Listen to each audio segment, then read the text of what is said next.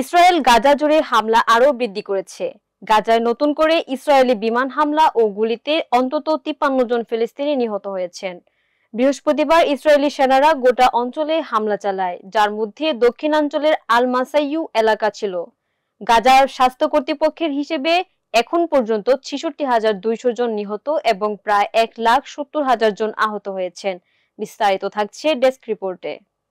Israel Gaza জুড়ে হামলা আরো বৃদ্ধি করেছে। গাজায় নতুন করে ইসরায়েলি বিমান হামলা ও গুলিতে অন্তত 53 জন ফিলিস্তিনি নিহত হয়েছেন।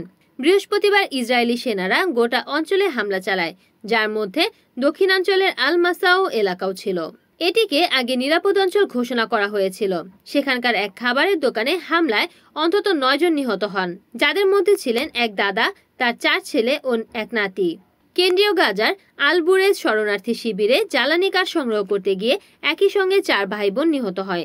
এছাড়া দের আল-বালাতে এক বাড়িতে ইসরায়েলি হামলায় 9 জন মারা যান, যাদের বেশিরভাগই নারী বলে স্থানীয় চিকিৎসা কর্তৃপক্ষ জানিয়েছে। ইসরায়েল বর্তমানে গাজা সিটিতে সামরিক অভিযান আরও জোরদার করছে।